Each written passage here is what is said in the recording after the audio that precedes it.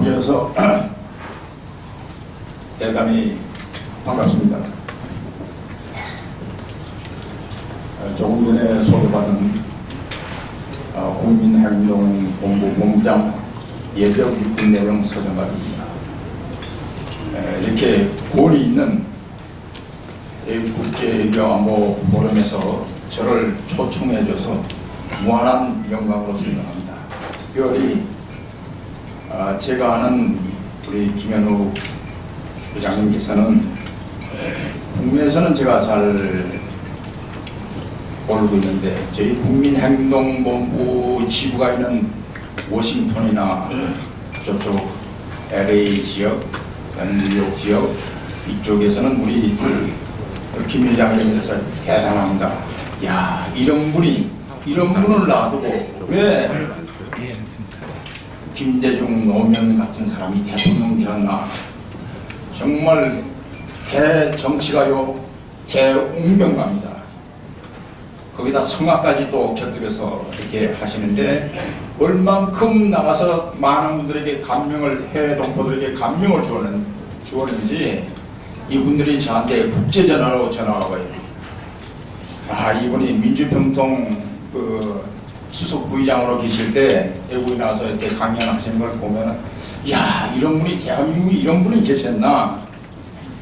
이게 우리 권위 있는 국제외교안보 포럼의 회장으로 계시는 김현욱 회장님이 계시다는 걸 여러분에게 내신 하늘의 축복이 아니겠나 이렇게 생각하면서 여러분 그동안 노고에 대해서 한번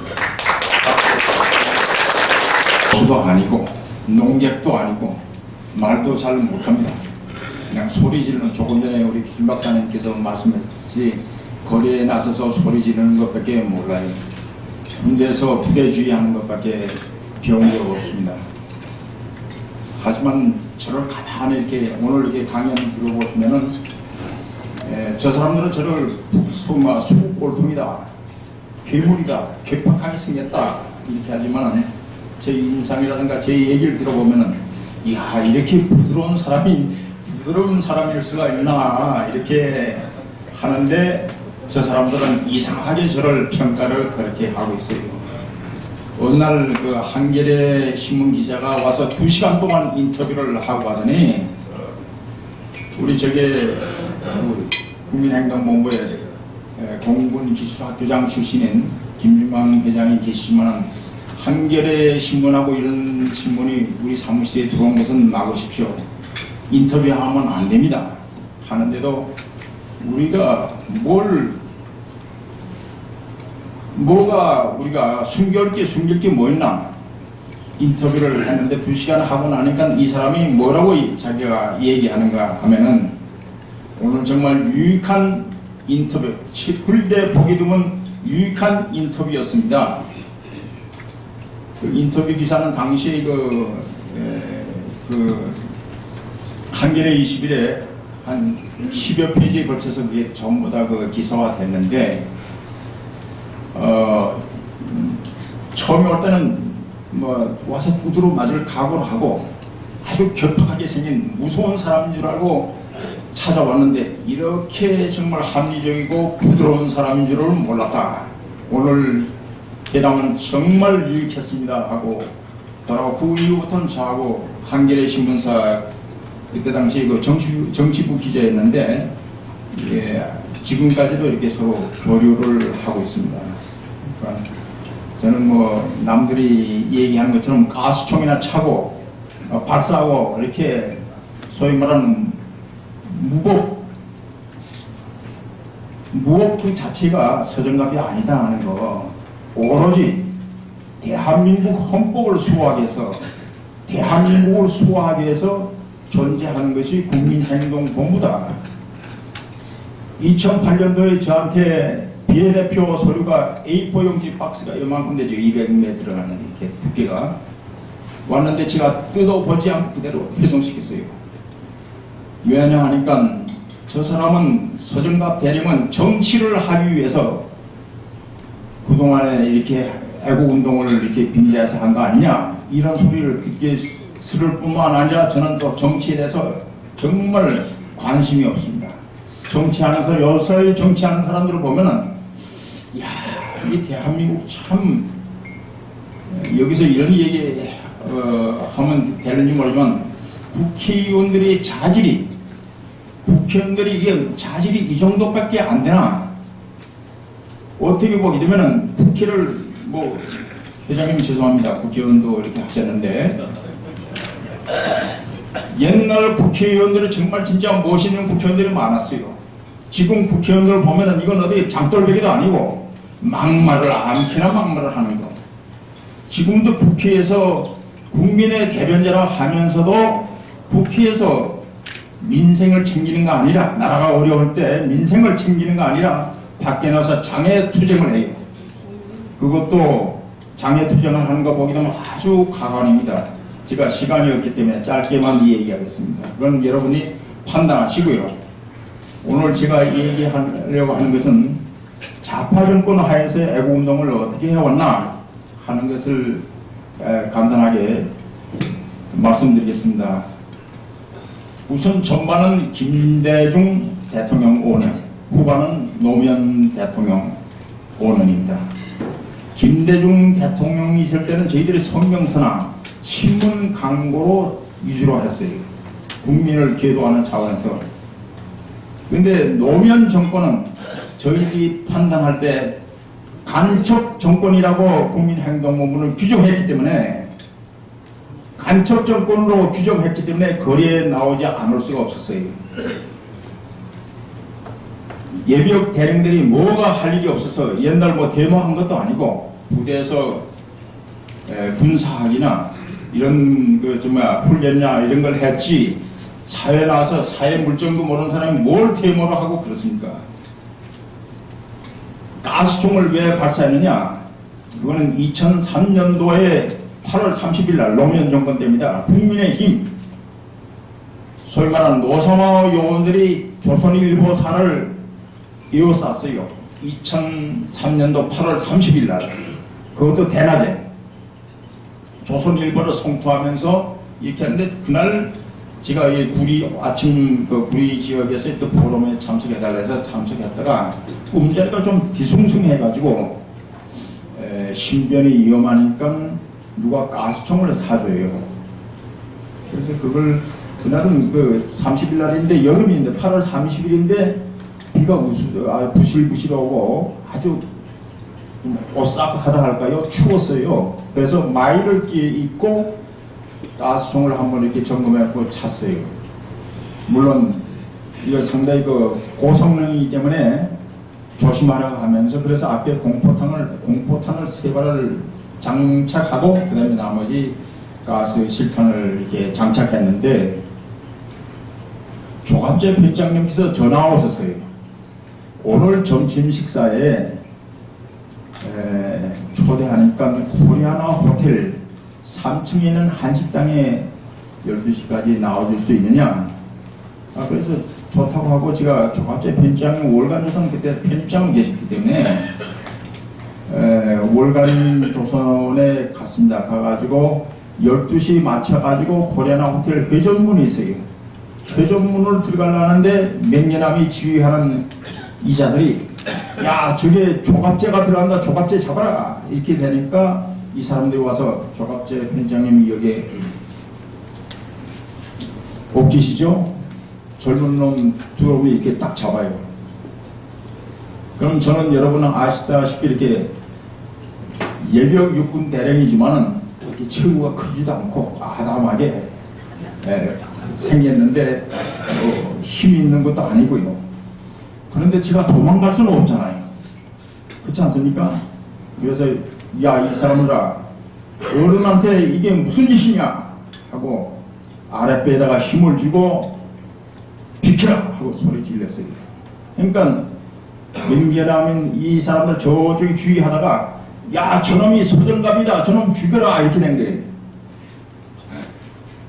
그러니까 이 사람들이 피켓을 들고 와가지고 제 이 머리 등에 뭐 이렇게 때리고 이렇게 했는데 나중에 보니까 저도 옷 다 찢어지고요.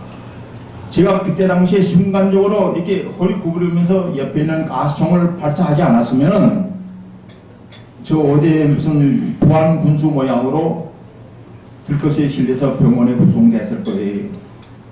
당시에 경찰관도 저를 지켜봤던 경찰관이 왜 가스총 발사하느냐, 제가 말도 안 하는데 그분이 나서서 이건 정당방위입니다 이렇게 얘기한 겁니다.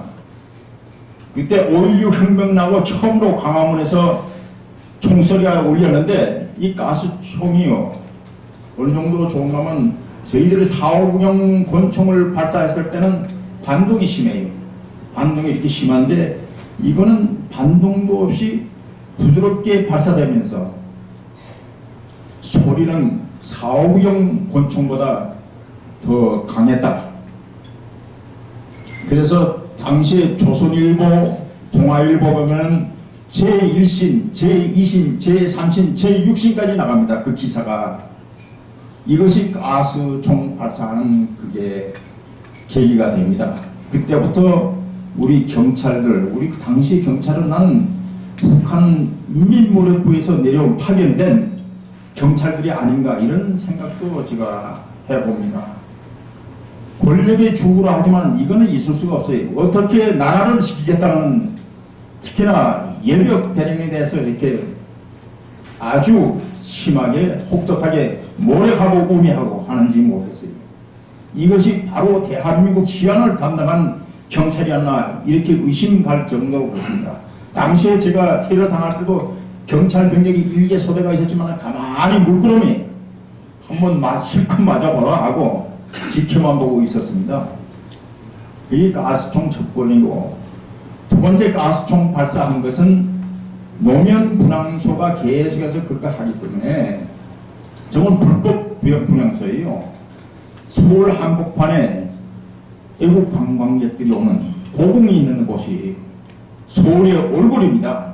거기다가 무법으로 이렇게 도로상에다가 분향소를 설치했는데 경찰이 1차 철거하다가 못하니까 경찰에서 저한테 요청 왔어요. 왜 애국 시민들은 저런 거에 대해서 항의도 아무도 못하느냐. 그래서 제가 애국 기동단을 데리고 분향소 그때 당시에 6월 15일경이 돼요. 6월 15일 2009년도 6월 15일경에 그 지하철 입구 있지 않습니까? 거기서 경찰은 저희들을 막는 것처럼 하면서 이렇게 아주 시나리오를 각본했어요. 그래서 저놈들 저거 철거하도록 시민들이 대영연합회 국민행동본관 나와서 철거를 이렇게 한다는 것을 좀 비워줬으면 좋겠다. 그래서 나가서 할 때 각본에 의해서 가스총을 한번 발사한 겁니다. 그리고 우리가 철수했어요. 그 이후에 6월 24일 날 2009년도 6월 24일 날 05시 정확하게 40분을 기해서 우리 애국기동단 요원 젊은이 16명한테 16명이 그 천막투동이 있지 않습니까? 그 기둥만 내려앉혀라. 그래서 불과 4분 만에 그 기둥만 내려앉혔어요. 당시에 천막 안에는 아무도 없었습니다. 노무현이 그래도 죽은 사람이니까 영정은 우리가 훼손하면 안 된다. 그래서 영정을 가지고 빨리 버스로 가서 대기하고 있으라 이렇게 돼 있었고요. 그때는 제가 현장에 없었어요.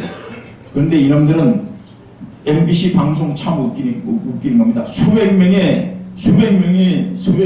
군인들이 군복을 입고 강제 철거해서 불상사가 많이 나고 노무현 영정도 다 부서지고 그랬다 하고 방송도 하고, 나중에 법원에 가서 이 사람들이 저를 그거 하는데 현장에서 제가 가스총을 쐈다 이렇게 하는데 판사가 그 동영상을 보더니 거기는 사람이 아무도 없는데요.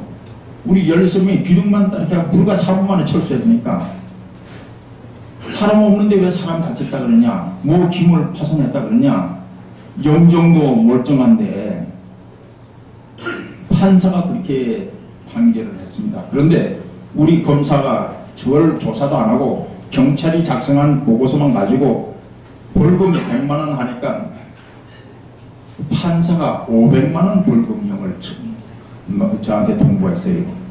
그런데 제가 당시에 그게 2010년도 2월 16일을 거의 통지서가 왔던데,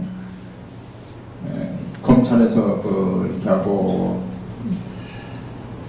왔는데, 그걸 며칠 내인가 그걸 항소 안 하면은, 그 정식 재판 안 하면 그냥 벌금 물게 돼 있어요. 500만 원인가 이렇게 하는데, 당시에 제가 2월 16일부터 일본인들이 납북자 모임에서 저를 연설하고, 지들이 뭡니까, 규탄 대회를 하는데 한국에서 대표로 와달라. 그래서 일본 사람들의 요청에 의해서 일본에 가가지고 제가 며칠 동안 있었어요. 그 사이에 그런 통지가 왔기 때문에 저는 전혀 몰랐어요. 그래서 나중에 왜 그걸 정식 재판을 해가지고 판사의 그 무모함을 그거 하지 않았냐, 이렇게들 얘기하는데, 이게 대한민국입니다. 한 번 검사나 판사가 저를 불러서, 적어도 판사는 모르겠지만 재판은 제소하지 않았으니까 검사 정도가 되려면 저를 한번 불러서 사실 그 현장에서 가스총 발사했느냐, 나중에서 지금 이 담당 검사 구의하는 겁니다. 경찰이 가스총을 현장에서 발사하고 그랬다니까 국민들도 야, 이건 상당히 그거 하지 않느냐. 그래서 노면 분향소는 불과 4분 만에 경찰 공권력도 그걸 하지 못하고 서울시도 하지 못한 것을 국민행동본부가 했습니다. 제가 나중에 재판정에서도 얘기했지만, 지나가는 강도를 경찰이 잡지 못하면은 시민이 협조해서 잡아주는 게 이게 민주시민의 도리가 아니겠느냐. 제가 그렇게 얘기했습니다.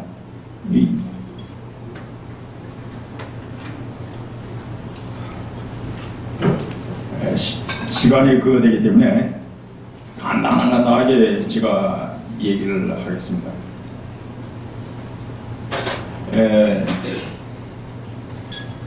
노무현 정권에서 제가 왜 간첩 정권이라 이렇게 규정했나, 이렇게 하는 걸 여러분이 의문이 될 거예요. 야, 저 사람 함부로 저런 말을 해도 되나?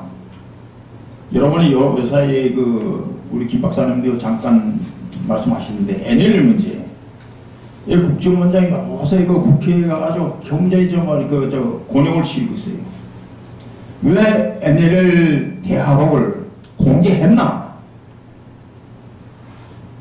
국정원장, 당신은 법에 위반했기 때문에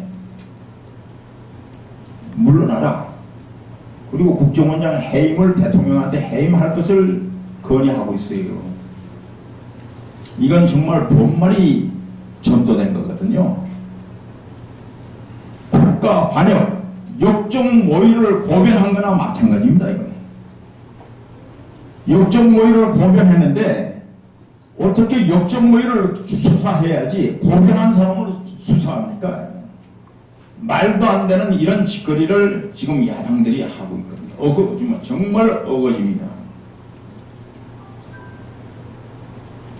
노무현 당시 대통령 2003년도 2월 25일 날 취임하는데, 25일 이전에 대통령 후보로서 취임 전에 노무현 대통령 비서관이 간첩 교육을 받기 위해서 북한으로 미립국합니다. 간첩 교육을 받기 위해서 노무현 대통령 후보에 취임하기 전에, 직전에 간첩 교육을 받고 옵니다. 이것을 누가 조사했나 하면은, 아마 여러분들이 이거 들어봤습니까? 노무현 대통령 비서관이 밀봉 교육을 받고 왔다는 것에서 조사받았다는 걸 들어봤어요? 오늘 아마 처음으로 제가 저도 최근에서 이걸 알았습니다. 국회에 있는 김진태 의원이 검사 출신입니다. 이분이 책을 낸 책에 보면 법대로 살까 멋대로 살까, 책 제목이 그렇습니다. 그 책에서 이 노무현 대통령 간첩 교육을 받기 위해서 밀입국했다가 와서 잡힌 간첩을 비서관이죠. 조사한 분이 바로 김진태 의원입니다. 그래서 이게 최근에 이게 그 책에서 발견됐고요.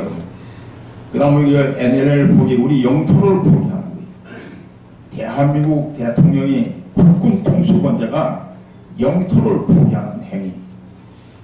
2004년도 7월 1자 도하학신문에 모든 신문의 톱에 남파 간첩과 말치산을 민주화 유공자로 인정한다. 대통령 직속기관인 음사진상위원회가 그렇게 발표한 거 아닙니까? 아마 여러분 여기에 계신 여러분들이 그 신문 기사를 다 보실 줄로 알고 있습니다. 그래서 제가 당시에 야 이거는 안 되겠다.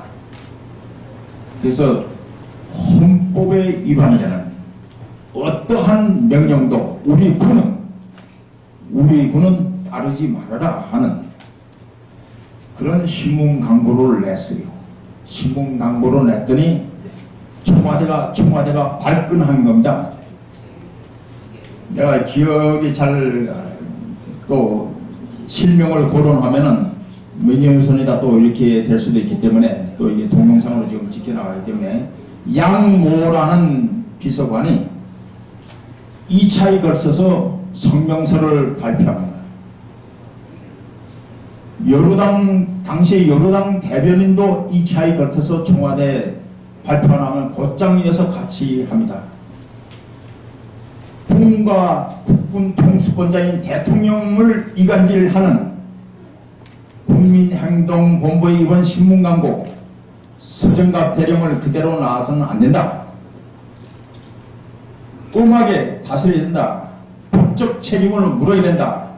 결국은 그로 인해서 제가 간첩을 조사하는 대공분실의 2차 2번 불려갑니다. 내란 선동죄, 제목은 내란 선동죄입니다. 당시에 이미 작고하신 미래한국 대표이시던 김상철 변호사께서 저를 동행했습니다. 동행하기 전에 검찰청하고 경찰에다가 건의서를 냈어요. 왜 애국을 하는 사람, 헌법을 지키겠다는 사람을 간첩을 조사하는데 거기 가서 조사하느냐? 경찰청이나 검찰청에서 조사해라. 그런데 받아들이지 않고 결국은 제가 간첩을 조사하는 대공분실에 가서 조사를 받습니다.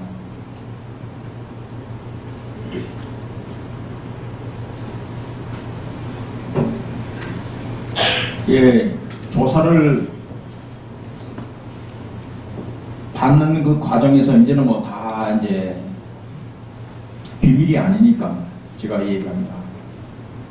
김상철 변호사께서는 옆에 딱 앉으셔가지고 이 처음이라더라고요. 이렇게 경찰이나 이런 대공무실에 가서 바로 옆에 옛날 김근태 의원에 대한 그걸 변론은 했지만 조사하는 과정에서는 옆에 안 계시대요.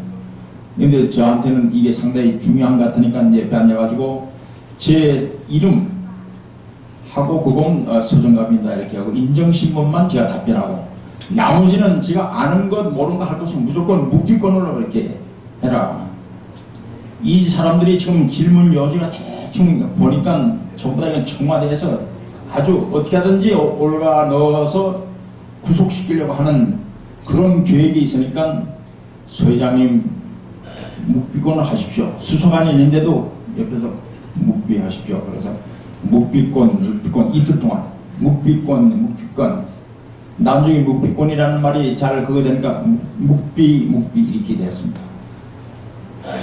그러자 여루당에서는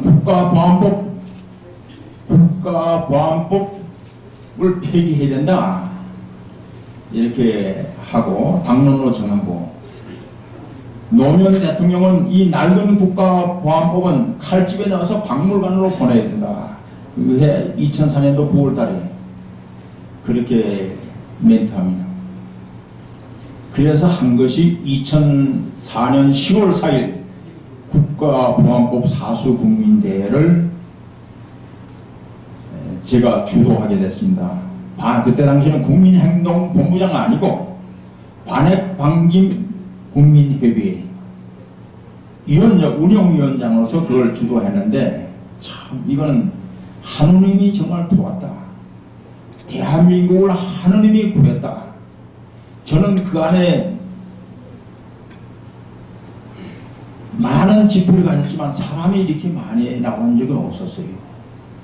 그저 많이 나와야 그냥 처음에는 몇백 명, 몇천 명, 이 정도, 몇만 명이었는데, 그날은 저 남대문, 그래서 태풍로 저쪽까지, 덕수궁 담 위까지 사람들이 올라갔으니까, 그때 우리가 추산한 30만 명이라고 하는데 경찰에서는 10만 명이다 이렇게 하더라고요. 그 동아일보, 조선일보 전부 다 큰 타이틀에 노무현 정권 들어와서 최대의 반정부 시위였다 이렇게 타이틀을 그래 했었는데, 그때 당시 시위 현장에서 이렇게 제가 느낀 점은, 우린 정말 시위를 평화적으로 이렇게 하는 걸 원칙으로 했어요. 우리 시위할 때마다 와서 이렇게 인공기를 태우거나 뭐 하는 거 있었는데, 그것은 우리 국민행동본부나 제가 하는 반핵방민 국민협의회 운영위원장으로서 하는 집회에서는 그런 그 퍼포먼스는 허락한 적도 없고 안 했어요. 그런데 경찰에서 그때 대장이 이제 현승종 국무총리를 비롯해서 대장이 20명입니다. 20명인데 그때 대통령께서 외국으로 갔었어요. 저쪽에 유럽 쪽으로. 그래서 부재 중인데 경찰에서 저한테 협의가 들어왔어요. 평화적으로 집회를 하는 것을 전제로 해가지고 대장 20명은 대통령에 전달하는 메시지를 청와대까지 가는데 경찰이 앞에서 에스코트 해주기로 했어요. 그런데 전부 다 대장들을 연로하지 않았습니까? 저도 이제 연로한 층이 들어가는데 그때 당시에는 뭐 연로하지 않았으니까. 그래서 제가 우리 대령연합회에서는 그 지휘차, 군용 지휘차를 10대를 편성해가지고 경찰 협조하에 시청 앞에 광장에 이렇게 방열을 해놨어요. 왜냐하면 한 지휘차당 대장 2명씩 이렇게 하면 20명 되지 않습니까? 10대니까 경찰이 다 협조해주기로 했어요. 근데 대회가 끝나고 났는데 협조는커녕 벌써 저쪽에 태평로 쪽에서는 이쪽에 무대는 지금 인권위원회 쪽에 무대가 있으니까 보이지 않은 거죠. 태평로 쪽에서 뭐가 있는지. 그래서 이게 핸드폰으로 전화 와요. 왜 경찰이 에스코트 하기로 해놓고는 지금 이제 물대포 쏘고 난립니다 이거야. 저지하고. 그래서 제가 경찰 책임자한테 물어보니까 절대 그럴 리가 없다는 거예요. 경찰 책임자도.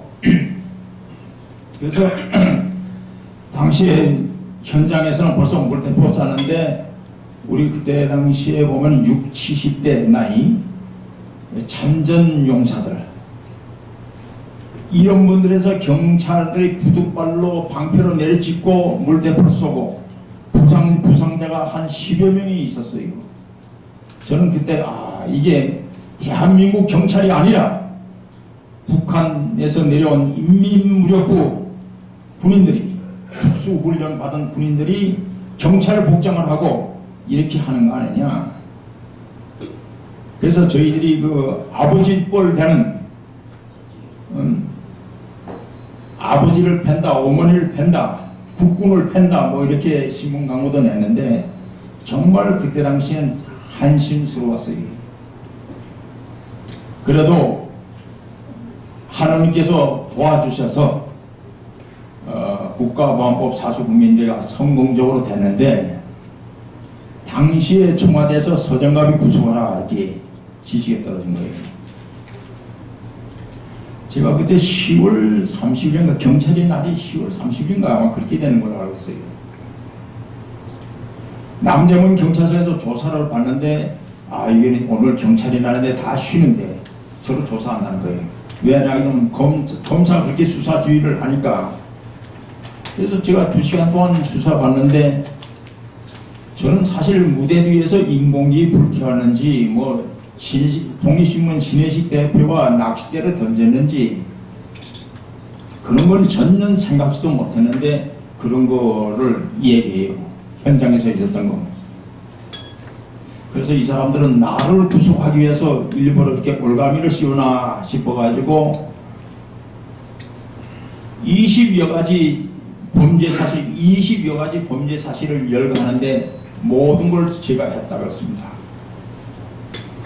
그래서 신혜식 대표라든가 박찬성 씨라든가 이런 사람들한테 제가 나와서 내가 모든 것을 내가 지시하고 내 명령에 따라서 한 것이니까 자네들은 다음에 경찰서 불러면 그렇게 답변해라.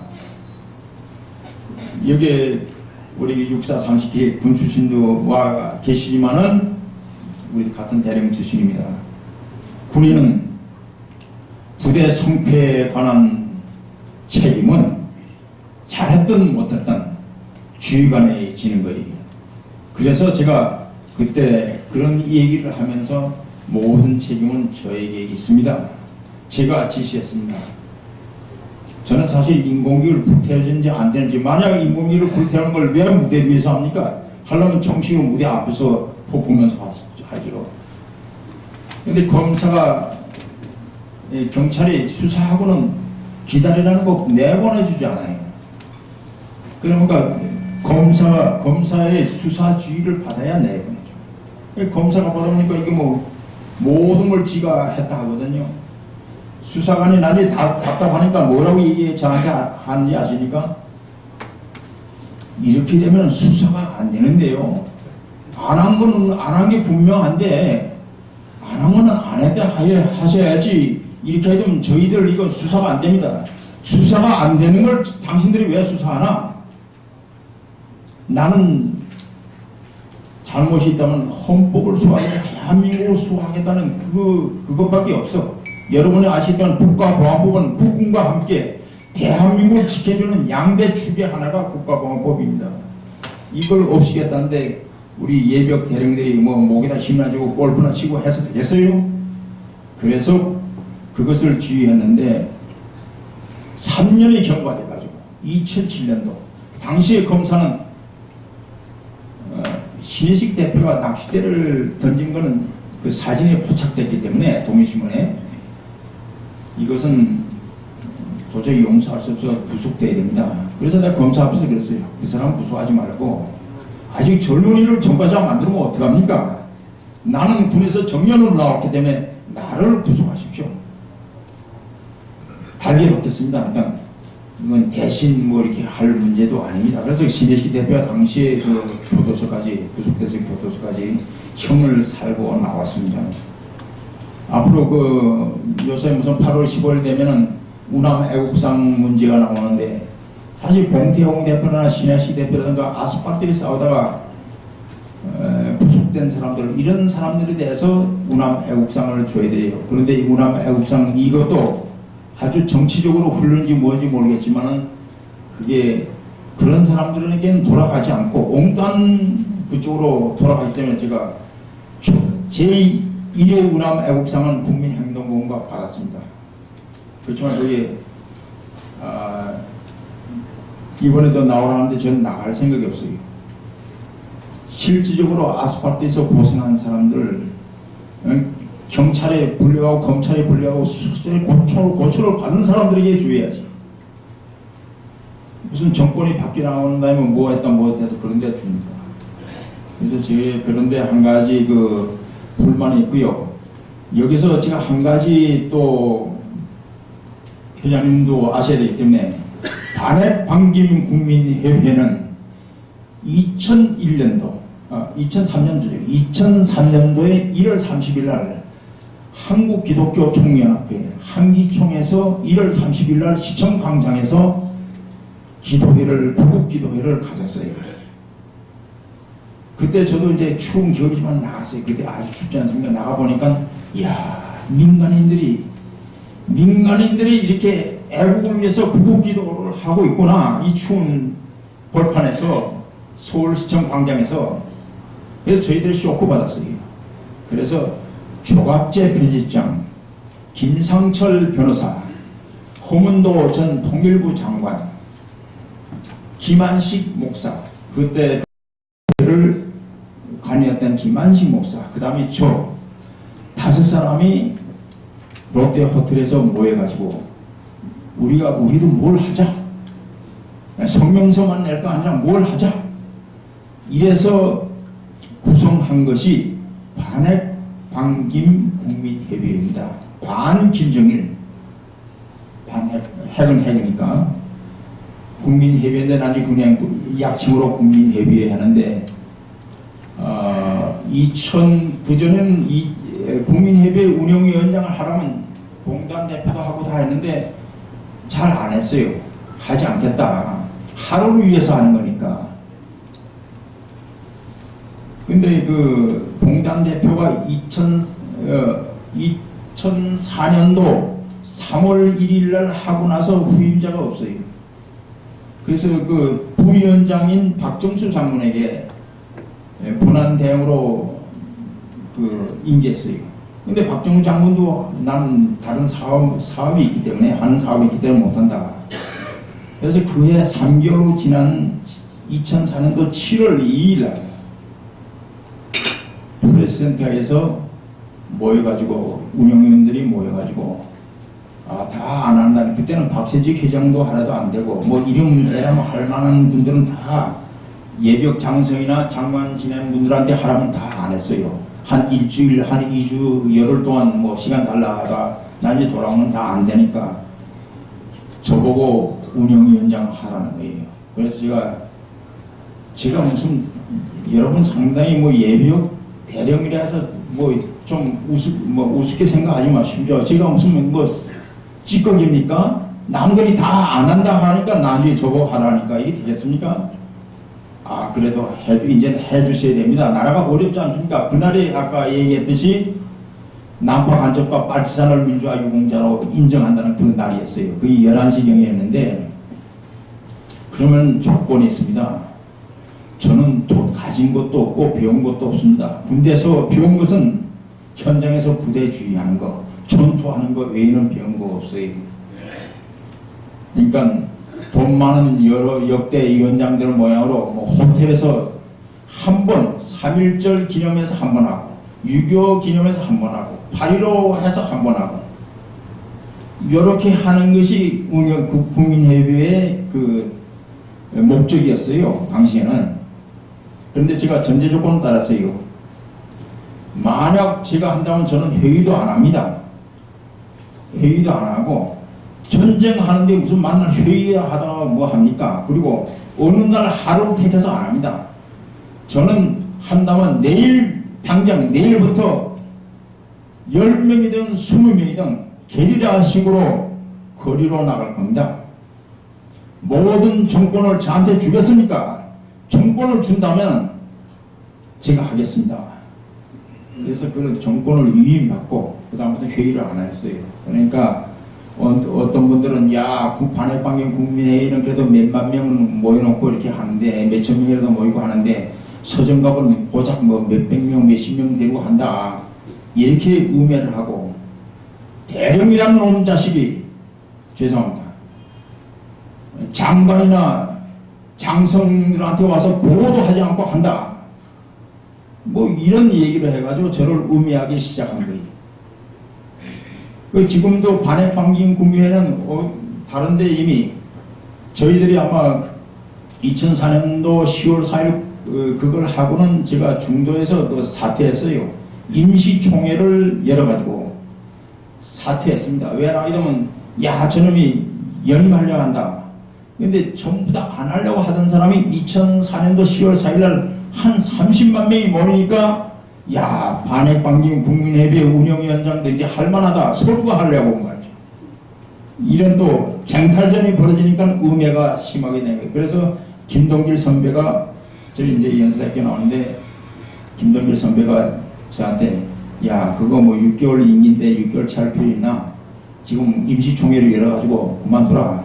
그래서 임시총회를 열어가지고 이철승 총회랑 있는 앞에서 제가 당시에 김병반 서울시 재향군의 회장이 수석 부위원장 했어요.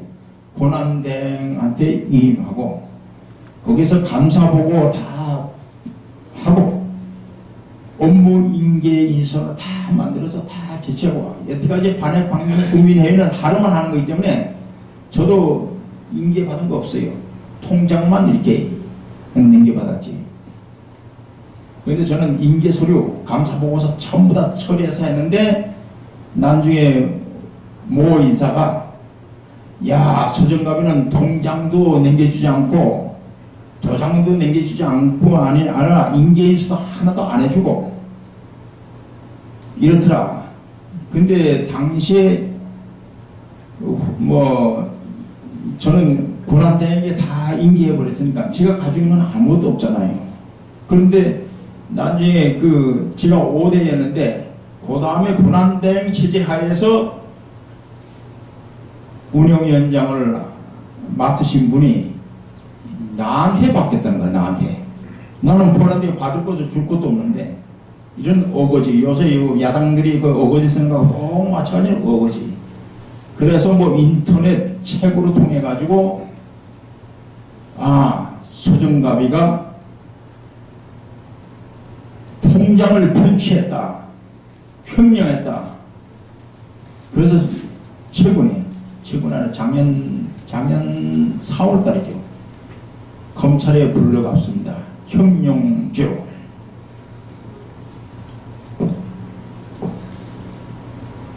그래서 나중에 대질신문을 하는데 한 7시간 동안 대질신문을 하는데 여러분 다 알 거예요. 무슨 박사라는 사람이 이제 저를 횡령죄 통장 편취했다 뭐 글 쓴 사람이 이렇게 했는데 수사관이 그래요. 횡령했다는 것을 이걸 당신이 입증하지 못하면 무고에 해당된다. 무고가 될 수 있다니까 그제서야 제가 취하하겠습니다. 이 자리에 소회장한테 무릎 꿇으려면 무릎 꿇겠습니다. 그리고 다음날 사과 성명을 올렸어요. 그게 독립신문이라든가 인터넷에 올라가 있는데 지금도 그게 저희 인터넷도 올라왔습니다. 그러니까 제가 이런 애국운동을 하면서 가장 마음이 아팠던 것은 좌파들은 저를 뭐 수국골통이다 뭐다 테러한다 해도 제가 다 감수할 수 있겠지만 우파운동을 한다는 분들이 아까 그 회장님께서도 말씀하셨지만 애국운동은 아무나 하는 거 아니에요. 요새 보면 뭔가 무슨 뭐 메리트라든가 뭐 챙기려고 하는 우파운동 하는 사람들의 생각을 아주 잘못하고 있다. 그래서 저희 집을 가지고 있는 거 집도 무슨 애국운동 해가지고 집을 샀다. 저는 이미 88 올림픽 이전에 잠원동 그쪽에 집이 2채가 있었어요. 뭐 제가 뭐 잘 부자가 돼서가 아니라 그때만 해도 부동산 뭐 할 때 우리 가족이 그런 데는 조금 취미가 있어가지고 많이 저 돈을 아마 웃으시네. 우리 예비역들은요. 그래서 좀 군인들은 좀 부동산을 그렇게 집을 가지고 있는데 저희 아들은 제가 여기 이 자리에서 한번 좀 자랑할게요. 좀 자랑하겠습니다. 아들은 제가 잘 뒀어요. 일찍이 캠브리지 유학시켜가지고 캠브리지 박사입니다. 여러분은 알겠지만 캠브리지는 세계 초인류 대학입니다. 거기 캠브리지에서 그 노벨 평화상 타신 분들만 캠브리지 대학 출신이 70여 명이 돼요. 우리나라는 뭐 평화상 하나 탔다 해서 그게 상당히 그거 하는데 그런 학교의 박사다 보니까 삼성전자에서 스카우트 해가지고 지금 이제 기술 상무로 있는데 여러분이 다 가지고 있는 핸드폰에 요새 뭐 스마트폰, 뭐 핸드폰의 CPU라는 것은 핸드폰의 그 하나의 그 엔진 역할을 합니다.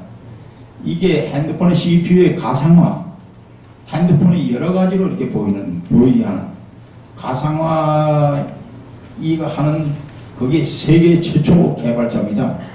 그러니까 어떤 모임이 갔더니 요새 박사라 하면은 그 베니제 미디어 워치 대표한테 물어가지고 그게 가짜 박사냐 아니냐 논문 표절했느냐 뭐 이렇게 해야 되는데 우리 애는 뭐 논문 표절은커녕 뭐 이렇게 세계 최초 개발자로 이렇게 해서 집에 생활하는 데는 뭐 아무런 그 부담되는 건 하나도 없고 오히려 제가 용돈은 다 쓰고 연금도 뭐 별도로 하기 때문에 애국운동을 하는데 그거 하는데 그것도 경찰에서 무조건 뭐가 있나 싶어가지고 이렇게 그것도 우리 우파에서 그렇게 경찰에 던져주는 수사. 그래서 당시에 보게 되면 저희 집 주변에 있는 사람들 다 사사시 다 수사했어요. 그렇게 엉터리 같은 이런 그 모함을 하고 있는 지금도 모함을 하고 있는. 오늘 여기에 계신 분들은 아주 어리신 분들이기 때문에 애국운동을 하는 것은 아무나 하는 거 아니다. 보다 정직하게 깨끗하게 해야 우파가 살 수가 있습니다. 그래야 우리가 초인류 국가로 갈 수 있는데 정말 여기 계신 분들이 지난날 정말 허리띠 졸라 매가지고 오늘의 대한민국을 만들어줬는데 요새 젊은이들 그런 걸 하나 그런 고마움을 모르고 뭐 꼰대 꼴통 뭐 이렇게 얘기를 하는데 그런 게 참 마음이 아프다. 그 다음 또 한 가지는 좀 시간이 좀 가지만 제가 이 얘기 좀 해도 되겠죠. 좀 나중에 시간이 오버되면 저한테 더 이 얘기 하지 말라고 해야죠. 이게 제가 그간의 신문 광고로 낸 횟수가 지난주까지 낸 횟수가 놀라지 마십시오. 772회 신문 광고가 772회라고 되면 신문 광고비가 어느 정도 들겠느냐 하는 걸 여러분이 되게 얼음 잡아서 이제 생각할 수 있을 겁니다. 이 돈이 다 어디서 나느냐? 전부 다 국민 성금입니다. 10,000원, 20,000원, 어떤 분은 100원짜리, 500원짜리 넣는 분도 있고, 1,000원 넣는 분도 있고, 뭐 돈 있는 분은 또 뭐, 몇백씩 넣는 분도 계세요. 국민 성금으로 이렇게 애국운동을 해왔다. 한번 이렇게 광고 나오면 또 국민 성금 받아가지고 또 그걸로 광고내고, 광고낸 게 지금 772회. 그러다 보니까 책을 최초에 광야의 애침이라는 책, 첫 번째 책. 두 번째, 싸웠다 그리고 이겼다.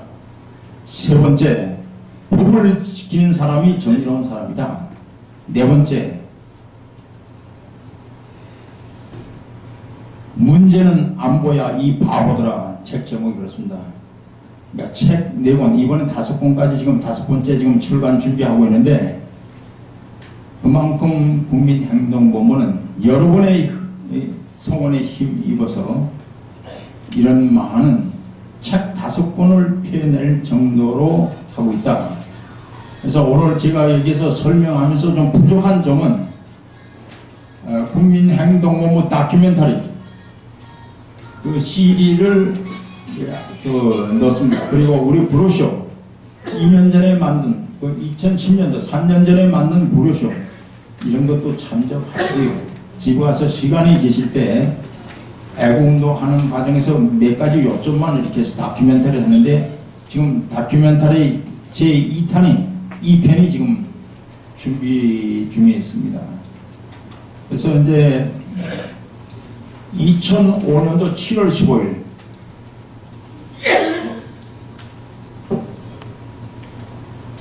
인천 자유공원에 있는 메가더 동상 그 기자회견을 하기 위해서 우리 예벽 대령들이 한 30명이 차에 편성해가지고 자유공원에 갔어요. 가니까 강인남이라는 간첩 목사가 나중에 이 간첩 목사는 노무현이 자살하자 곧 이어서 자기도 자살합니다. 아주 열렬한 노무현 팬이죠. 이 간첩 목사가 한 70여 명의 사람을 데리고 종북 세력들이죠. 텐트 두 동을 자유공원 안에 쳐놓고 바로 메가더 동상 바로 계단 아래 쳐놓고 통일 방해꾼 메가더 동상 철거해야 된다 하고 연일 그 옆에는 첨성대, 여러분 경주에 다 가시면 첨성대 보셨죠? 첨성대 높이만큼 철탑을 쌓아서 올려놓고 고성능 스피커로 해서 입에 담을 수 없는 얘기를 다 하는 거예요. 근데 우리는 그것도 모르고 여하튼간 메가동상 철거한다는 게 이게 말이 되느냐. 그래서 기자회견 하기 위해서 갔는데 핸드마이크 들고 그 강인남 간첩 목사가 하루 이틀도 아니고요. 69일 동안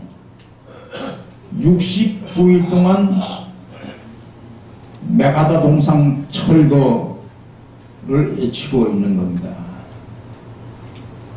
그래서 저희들이 점심 먹고 오후 2시에 기자회견인데 점심 먹고 지금 시간이 있기 때문에 인천시청을 찾아갔어요. 자유공원 안에 천막을 두동 쳐놓고 저렇게 첨성대 같은 철탑을 설치한 것은 저건 위법이 아니냐? 왜 철거를 못하느냐? 우리 능력으로는 안 됩니다. 경찰도 가만히 있고 검찰도 가만히 있고 애국단체들이라는 사람도 그 재앙문예를 비롯한 모든 단체들이 가만히 있는데 왜 저희들 우리 그 공권력 가지고도 안 됩니다. 그래요? 그러면 우리도 거기다가 천막을 치고 오늘부터 천막을 치겠습니다. 천막을 치고 우리가 대응하겠습니다. 그거는 안 됩니다. 이게 노무현 정권이었어요.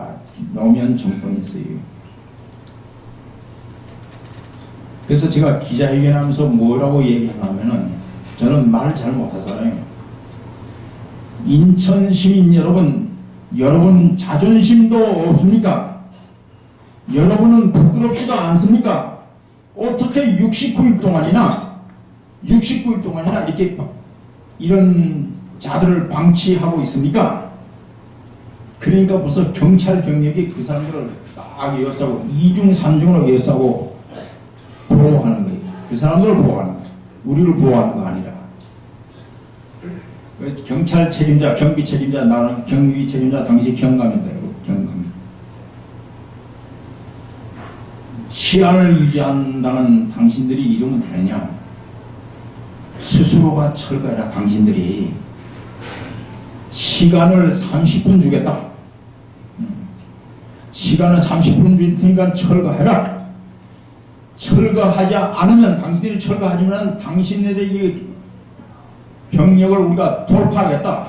돌파하고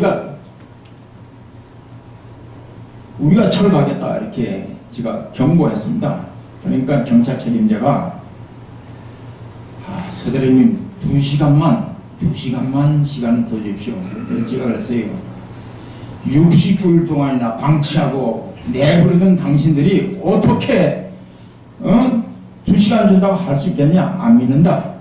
그 시간 보니까 벌써 5분 경과된 거예요. 5분 경과. 10분 되면 진짜 돌파했어요. 그때 제가 작전 명령을 제가 하달하는 걸로 했어요. 흉내를 그려낸 거지. 옛날은 육군 대령단은 육군 회장을 중심으로 해서 좌측방, 그 다음에 다른 군에 대해서는 우측방, 나는 정면을 돌파한다. 힘이 그렇게 되니까 우리 20-30명, 30명은 기자회견 한 30-30명 하면 되는 거거든요. 시민이 한 500-600명이 모이더라고요. 시민 여러분, 제가 시민 여러분에게 호소했어요. 인천 시민 여러분 지금부터 저를 따라주시겠습니까? 그러니까 예, 그러더라고요. 그러면 정당 앉아주십시오. 쫙 정말 쫙 앉아요. 우리 국민들보다 인천 시민들이, 거기 참석했던 시민들이 제 명령에 더 잘 따라주더라고요. 쫙 그러니까 경찰도 그냥 완전히 긴장한 거예요. 10분이 조금 못해서 뒤에 가지고 저 사람들 저거 하는 거 보니까 전투 경험도 있는 대령들이 무자비하게 자네들 용서치 않을 테니까 빨리 도망가라 해서 뒤로 다 도망시켰다고. 그래서 불과 10분 만에 69일 동안이나 국가 공권력도 못한 걸 10분 만에 우리가 처리했다.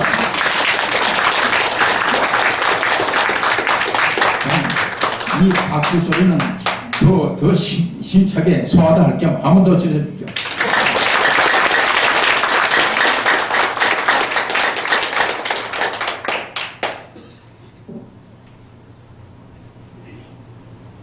이게 기적입니다. 하느님이 도와주신 거예요.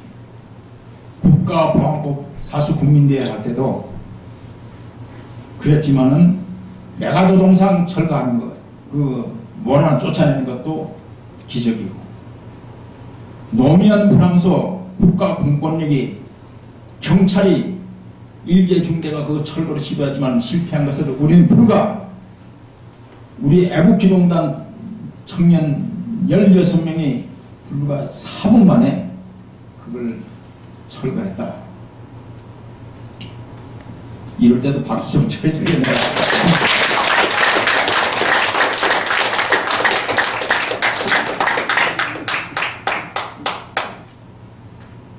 그래서 저희는 노무현 대통령을 2008년도 2월 25일 날 퇴임하지 않습니까? 취임식 하기 전에 23일 날, 2월 23일 날 이틀 전이죠. 노무현을 국가 반역죄로 제가 대검찰청에 고발장을 냅니다. 노무현 전 대통령이 동의바위에 올라가서 자살하게 된 동기가 무슨 그동안에 부정한 것이라든가 이런 거 있어서 또는 부인하고 싸움하다가 이렇게 화가 나서 떨어져 자살했다. 절대 그거 아니에요. 우리 노무현 국가 반역 죄목으로 대검찰청에 제 이름으로 고발한 내용이 국민행동본부 인터넷에 들어가면 그게 다 있습니다. 그래서 한번 보시고 거기에 제목이 4가지가 나옵니다. 제목만 제가 잠깐 읽어드릴게요.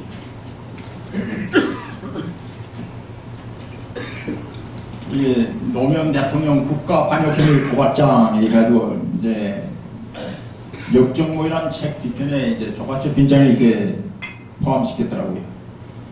고발 사실 요지만 잠깐 읽겠습니다.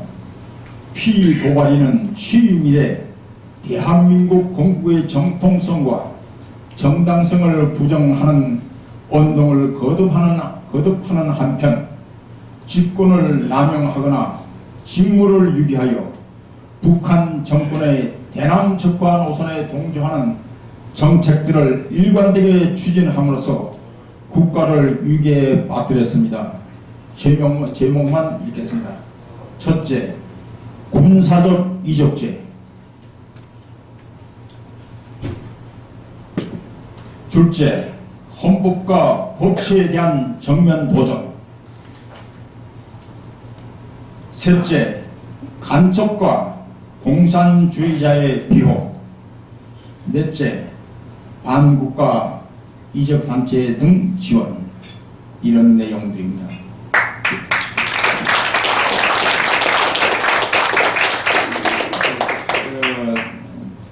저희에게 브로셔 뒤에 보이던 국민행동본부 홈페이지 주소가 나와있으니까 딱 nac.or.kr만 딱 들으면은 그동안의 활동사항들 이게 나오고, 거기에 상단에 보면은 통합진보당 해산청원서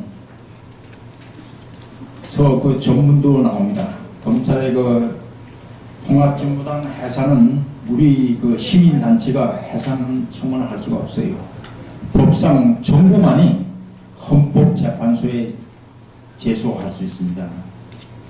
그래서 우리가 4번에 걸쳐서 과천에 있는 법무부에 가가지고 4번에 걸쳐서 이렇게 했는데 지난 4월 8일 날도 정부 청사 법무부 앞에 가서 기자회견하고 4번째 했는데 이번에 박근혜 정부가 법치를 중시한다면 이건 당연히 해산 절차에 들어가야 하지 않느냐. 헌법재판관으로 임명된 분이 그 청문회에서 이런 말씀 하시더라고요. 여루당 그 의원의 질문하기를 통합진보당 해산이 되느냐 하는 내용으로 이렇게 질의를 하니까 이분이 답변, 지금 헌법재판소로 이번에 소장으로 되신 분이 말씀하기를 자유민주주의 기본질서에, 민주적 기본질서에 위배되면은 정당 해산 사유가 됩니다. 그런데 우리 법무부가 아직도 우리 정부가 거기에 대해서 그걸 하지 않고 있더라고요. 그래서 나는 이번에 이번 박근혜 대통령이 김기춘 전 법무장관을 비서실장을 영입한 데 대해서 임명한 데 대해서 환영하는 성명서를 낸 걸 여기다 같이 동봉했는데 이유는 이분이 있으면은 법무부에 이것을 검토해가지고 이건 정부가 하는 거야. 박근혜 대통령이 하나씩 부담 가질 필요 없어요. 해산하느냐 마느냐 하는 것은 헌법재판소에서 할 일이니까 넘겨주기만 하면 되는 거거든요. 그래서 이 문제 때문에 좌파의 온상이 어딘지 아십니까? 국회에서는 통합진보당이고요. 종북 세력의 몸통이에요. 우리 서울 이 지역, 경기 서울 지역에서는 동부연합, 경기 동부연합, 본고지가 분당에 있는 야탑, 이번에 8월 15일 날 오후 6시에 야탑 광장에서 동부지역 본부가 있는 동부지역 본부인 종북 세력의 본고지지요. 서울 시내에서는 우리가 많은 집회도 가시고 많이 했지만은 이번에는 호랑이 잡으려면 호랑이 서울로 들어가야 되는 거 아니냐. 그래서 동부지역 본부가 있는, 그래서 거기는 이석기도 있고 김민희라는 통합진보당 국회의원도 있고 그쪽에는 한나라당 완전 전멸입니다. 여기 가서 국민행동본부가 주최하고 그쪽 지에 있는 시민단체가 주관이 돼가지고 대령연합회 기타 등등 단체가 주관이 돼가지고 하는데, 여러분 시간이 나시면은 이럴 때 이런 분들에 대해서 성남 시민들이 스스로 통합진보당 해산, 종북세력 척결 하겠다는데 이런데 우리가 힘을 보태줄 필요가 있다 이렇게 생각합니다.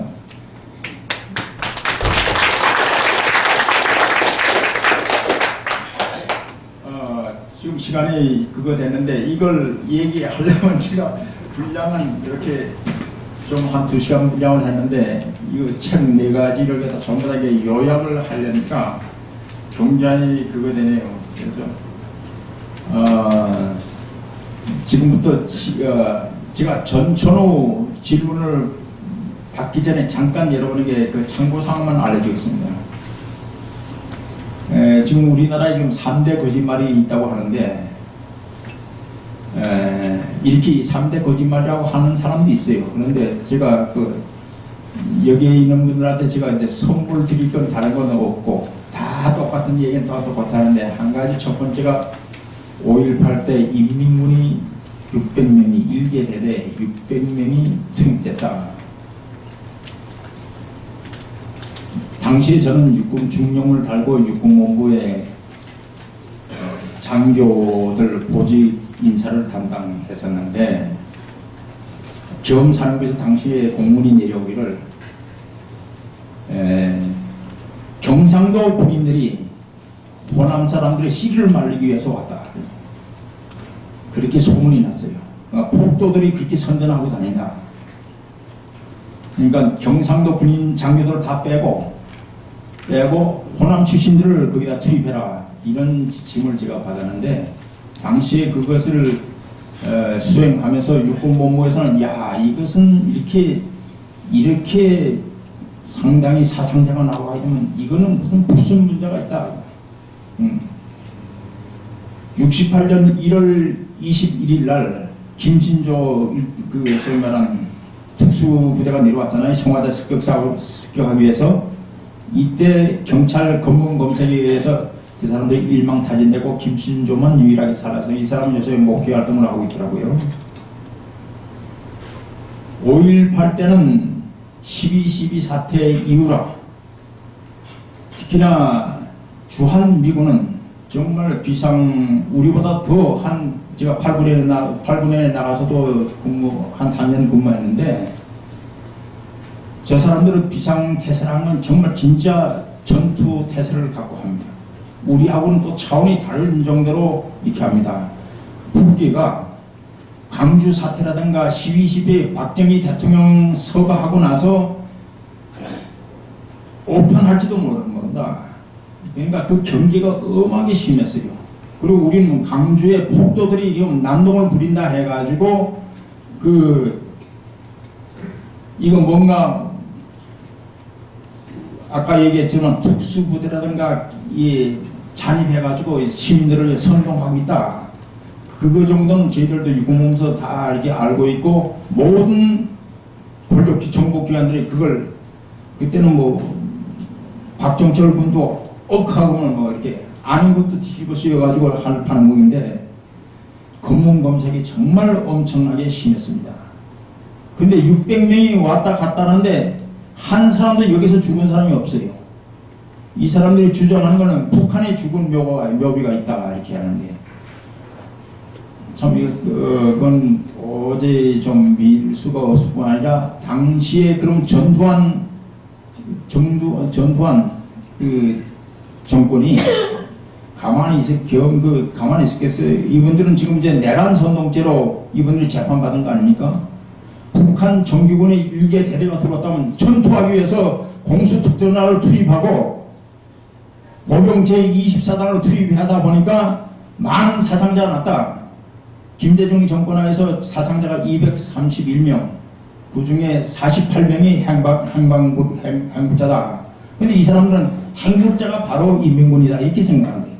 근데 행급자가 그런 행보를 안 하고요. 집에 가족은 있는데 우리 애가 우리 사람이 나갔다가 어디 갔는지 지금 연락이 끊겼다는 게 행방불명입니다. 근데 이 사람들은 그걸 인민군이 행방불명 이렇게 생각하고 있는 건데, 이것도 좀 우리가 성숙한 시민으로서는 잘 우리가 판단해야 된다. 두 번째는 530 75년도에 있었죠. 총기 사건. 그거는 인민군이 들어와서 해서 8명이 죽고 2명이 부상당했다. 이것도 그건 제가 현장에 그 유족들이 금남교회 다닙니다. 금남교회에서 그 유족들이 와가지고 목사님들이 그때 돈을 많이 고출했어요. 그걸 인민군이 들어와서 주겠다. 그런데 한국군에서 마치 내무반에서 무슨 일병이 이렇게 수류탄 던져서 또 K1 조총을 쏴서 주겠다. 이건 거짓말이다 하는 것도, 이것도 세상에 요새 핸드폰이 보이는데 전혀 사실과 다르다. 지금도 그런 단체가 있더라고요. 그다음에 땅굴 문제. 여기 박근 대사를 여러분 잘 아시죠? 저는 한동안 박근 대사를 모시고 있었는데, 어느 날 갑자기 박근 대사가 저를 불러더니, 야, 화성에 땅굴이 나왔다는데 한번 가봐라. 제가 한미연합사하고 국방부에 확인하는데 그거 아닙니다. 땅굴 문제는 제가 제일 먼저 2002년도에 김대중 정권이 있을 때 25사단 민통선에 들어가서 땅굴 있다는 그걸 첩보를 입수하고 국방부 땅굴 탐지과장한테 찾아갔어요. 당신이 땅굴만 이게 찾으면 당신이 무조건 별 하나다. 심사 없어요. 무조건 그 당시에 별 하나 달아두게 돼 있어요. 아시잖아요. 그러니까 이 친구도 선배님이 그렇다면 제가 장비를 가져가겠습니다. 그래서 하루 종일 이렇게 시추했는데 그럼 그 앞으로 이렇게 찍혀 나옵니다. 쩌다다닥 나오는데 아침 새벽부터 하루 종일 했는데 이 사람들은 땅굴이 있다 해놓고 있으면 보상받고 없으면 그만해. 그래서 그 화성에도 땅굴이 금방 나온다. 2, 3일 나온다. 그 박근 대사가 거기 갔다가 뭐 신발이 완전히 진흙탕이 돼가서 와가지고 저한테 뭐 고함을 지르면서 야 너도 가보고 말이야. 그래야지 내가 가보니까 틀림없이 땅굴이다. 내가 지금 내일은 미국으로 들어가는데 이틀 후에 이게 땅굴이 나온다니까 거기서 나오는 각종 뭐 홈이라든가 로프라든가 이런 게 있을 거 아닌가 장비들 이런 거 있으면 사진 찍어가지고 미국으로 보내주면은 이번에 유엔 대사를 하셨으니까 내가 유엔에서 기자회견을 하겠다. 그래서 뭐 그렇게 말씀하셨는데 뭐 몇 개월 지나도 땅굴이 안 나오고 지금 몇 년이 지나도 땅굴이 안 나온 거네. 그리고 특히나 그건 화성은 오산 미 전략공군이 있는 오산 공군기지가 바로 코앞에 있는데 미군들이 가만히 있겠어요? 근데 그런 허무맹랑한 얘기들, 물론 땅굴은 74년도에 제1호 땅굴이 연천에서 발견돼가지고 지금 제4 땅굴까지 나와 있고 우리가 군에서 추정하는 건 한 20여 개 정도는 있을 것이다 이런 추정은 하고 있어요. 근데 그 땅굴이 아주 없다는 것보다도 허무맹랑한 그런 얘기들이 이게 퍼지고 있기 때문에 그때도 또 목사님들이 이것도 관여해가지고 제가 또 교회 다니니까 대령연합회장한테 이거 물어봐야 된다. 그러다 저한테 대짜 맞은 거 있습니다. 그래서 이제 시간이 너무 많이 갔죠.